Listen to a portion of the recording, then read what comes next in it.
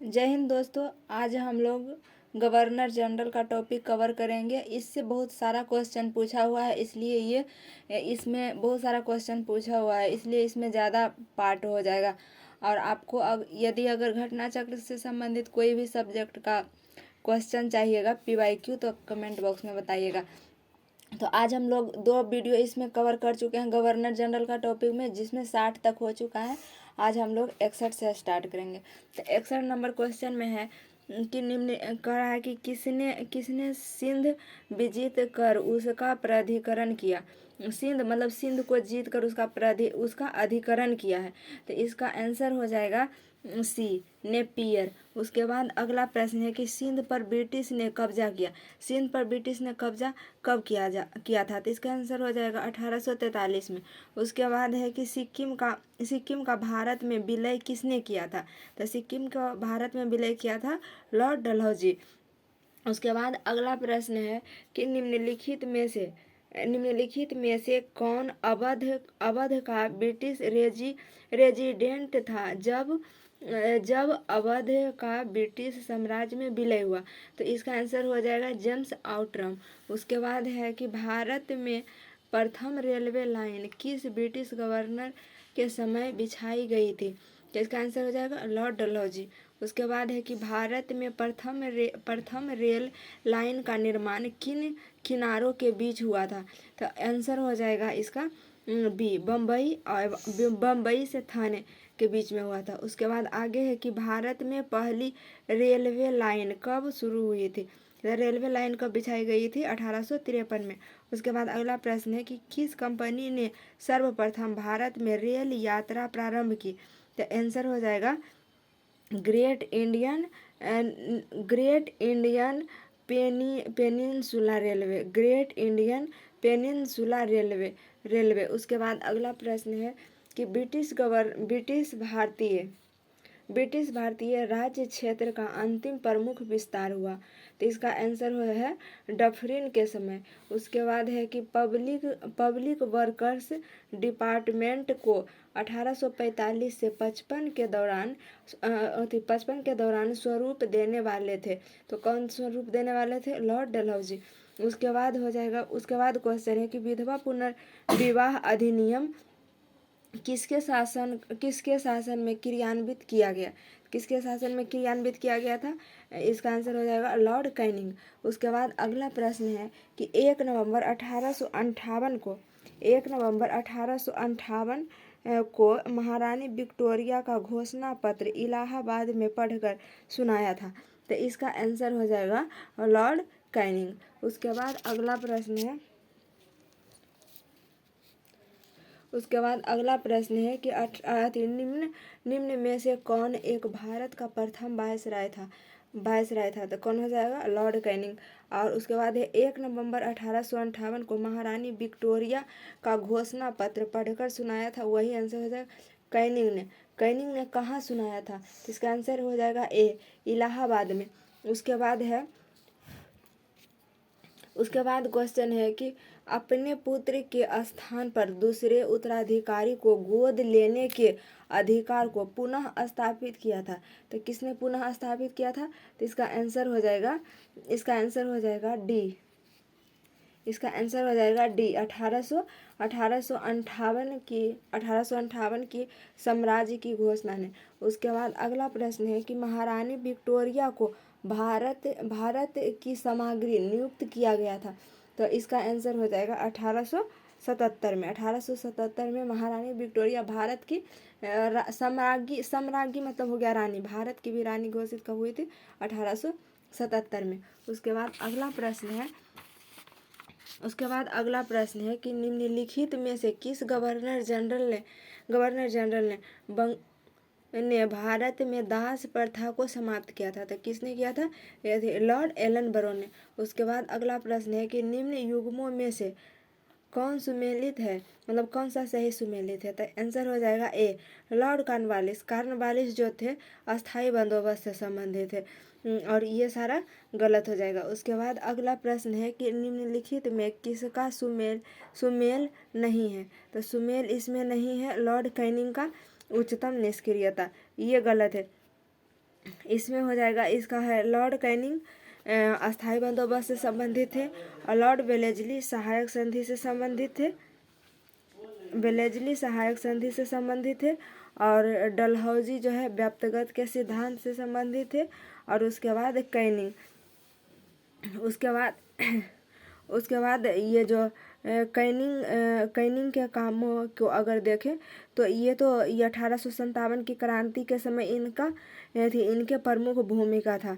Lord Canning की भूमिका 1857 की क्रांति के समय था, और ये पहले वायसराय हुए थे। कौन? कैनिंग। उसके बाद इसमें जैसे देखें,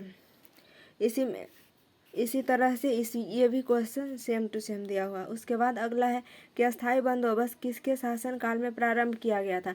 तो अस्थायी बंदोबस्त किया गया था वॉरेन हेस्टिंग्स के समय में प्रारंभ। अस्थायी बंदोबस्त नहीं सॉरी, इसका आंसर गलत। अस्थायी बंदोबस्त कॉर्नवालिस के टाइम में। अभी तो इधर से ही देखते आ रहे हैं कि कॉर्नवालिस ही हुआ है, तो ये कैसे हो जाएगा? इसमें होगा अस्थायी बंदोबस्त के लिए किसके शासनकाल में प्रारंभ किया गया था?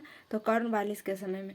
उसके बाद अगला प्रश्न है कि निम्नलिखित में से सही सुमेलित नहीं, मतलब कौन सा सही सुमेलित नहीं है? तो ऑप्शन हो जाएगा लॉर्ड हेस्टिंगस द्वितीय आंग्ल मराठा युद्ध से संबंधित है, तो ये गलत हो जाएगा, ये गलत है। बाकी सब सही है। कॉर्नवालिस अस्थायी बंदोबस्त, वेलेजली सहायक संधि से, और विलियम बेटिक संबंधित है 1829 का 17वां रेगुलेशन से, 1829 का 17वां रेगुलेशन से। उसके बाद अगला प्रश्न है कि पेशवाई को कब समाप्त किया गया था? तो पेशवाई को कब समाप्त किया गया था? 1818 में।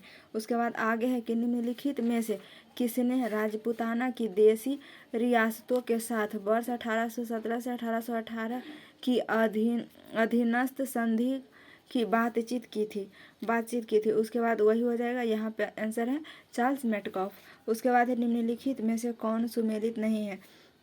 तो इसमें सुमेलित नहीं है जॉन सोर आंग्ल नेपाल युद्ध, ये गलत है। बाकी सब सही है। कॉर्नवालिस अस्थायी बंदोबस्त, वेलेजली सहायक संधि, और वॉरेन हेस्टिंग्स तृतीय आंग्ल मराठा युद्ध। वॉरेन हेस्टिंग्स हो जाएगा तृतीय आंग्ल मराठा युद्ध। उसके बाद अगला प्रश्न है कि निम्नलिखित में से कौन एक सुमेलित है? इसमें सुमेलित है लॉर्ड वेलेजली जो है चतुर्थ आंग्ल मैसूर युद्ध से संबंधित है, और ये शुरू में जो है एलन बरो दिया हुआ है अवध विलय, ये गलत है। अवध विलय नहीं होगा। एलन बरो के शासनकाल में सिंध को अंग्रेजी राज्य में अगस्त 1843 में विलय किया गया था। उसके बाद है डलहौजी इसका अवध को अपने में मिलाया था। कौन? डलहौजी मिलाया था हड़प नीति के तहत। उसके बाद है वेलेजली सुमेलित है। चतुर्थ आंग्ल मैसूर युद्ध हुआ था 1799 में, जिसमें टीपू सुल्तान की मृत्यु हो गई थी, तो ये सुमेलित है। उसके बाद है जॉन सोर तृतीय आंग्ल मैसूर युद्ध से, तो ये भी गलत हो जाएगा, और ये सही है, ये सही है, ये सही। अरे इसमें सुमेलित है, सिर्फ ये सुमेलित है। इसका सुमेलन इससे है, डलहौजी का सुमेलन अवध के विलय से है, और एलन बरो का संबंध सिंध का विलीनीकरण से। उसके बाद अगला प्रश्न है कि निम्नलिखित में से कौन सा सुमेलित नहीं है? इसमें सुमेलित नहीं पूछ रहा है, तो आंसर हो जाएगा इसका आंसर हो जाएगा डी में है लीटन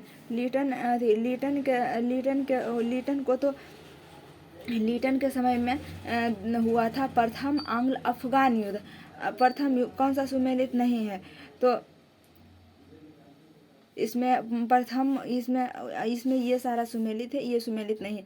पहला में डलहौजी अवध को विलीनीकरण किए थे, और डफरिन जो भारतीय राष्ट्रीय कांग्रेस की स्थापना किए थे, और विलियम बेटिक चार्ट एक्ट 1833 को पारित किया था। चार्ट एक्ट 1833 को पारित किया था, और इसमें ये विलियन नहीं है। ये देखिए, ये जो है लॉर्ड लीटन के समय में द्वितीय आंग्ल अफगान युद्ध हुआ था, ना कि प्रथम आंग्ल अफगान युद्ध। यहाँ होगा द्वितीय आंग्ल अफगान युद्ध, तब सही होता, लेकिन इसमें कह रहा है प्रथम आंग्ल अफगान युद्ध, इसलिए यह गलत हो गया। उसके बाद आगे है कि निम्न में से कौन चतुराई पूर्ण निष्क्रियता की नीति के साथ जुड़ा है। तो इसका आंसर हो जाएगा जॉन लॉरेंस। उसके बाद अगला प्रश्न है कि 88वां प्रश्न है कि भारत में वित्तीय विकेंद्रीकरण किसने प्रारंभ किया था? किसने प्रारंभ किया था? लॉर्ड मेयो ने। उसके बाद आगे है कि भारत में अंग्रेजों के समय में प्रथम जनगणना हुए थे। तो किसके समय में हुआ था? लॉर्ड मेयो के समय में हुआ था, 1872 में हुआ था, और मेयो के टाइम में। उसके बाद जो है ये, उसके बाद इनके द्वारा रिपन के द्वारा वैज्ञानिक तरीका से 10-10 वर्ष पर जनगणना किया जाने लगा 1881 से। उसके बाद अगला प्रश्न है कि वह कौन व्यक्ति था जिसने भारत में पहली बार जनसंख्या की जनगणना करवाई थी? तो वही आंसर हो जाएगा कौन? मेयो ने 1872 ईस्वी में पहली बार जनगणना करवाया था भारत का। उसके बाद है अगला प्रश्न है कि किस वायसराय की हत्या अंडमान निकोबार द्वीप समूह में एक खंडित अपराधी द्वारा की गई थी? तो इसका आंसर हो जाएगा मेयो। वही इसका अंडमान निकोबार पर इन्हीं के हत्या कर दिया गया था। किसको? मेयो का। तो मिलेंगे नेक्स्ट क्लास में, तब तक के लिए जय हिंद।